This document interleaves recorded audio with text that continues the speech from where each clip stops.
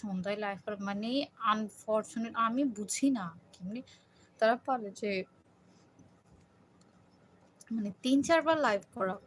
And তাদের একটা channel আছে, চ্যানেলটার নাম আমি এখানে বলতে পারতেছি না। বাট ওরা অনেক বেশি পরিমাণে লাইভ করে। মেবি হাসব্যান্ড ওয়াইফ কাপল ব্লগার বলতে পারেন। ওরা অনেক বেশি পরিমাণে লাইভ করে। সো আমি দেখলাম যে ওদের ভিডিও থেকে মানে শিক্ষণীয় কোনো বিষয় নাই। মানে আজারা টাইপস অনেক ভিডিও থাকে না সেরকম। বাট দেখলাম যে ফলোয়ার অ্যান্ড হচ্ছে ভিউ আমি দেখে পুরো অবাক যে মানে মানুষ মানে বর্তমানে মানুষগুলো কেন জানি শিক্ষণীয় বিষয় না তেমন একটা পছন্দ করে না।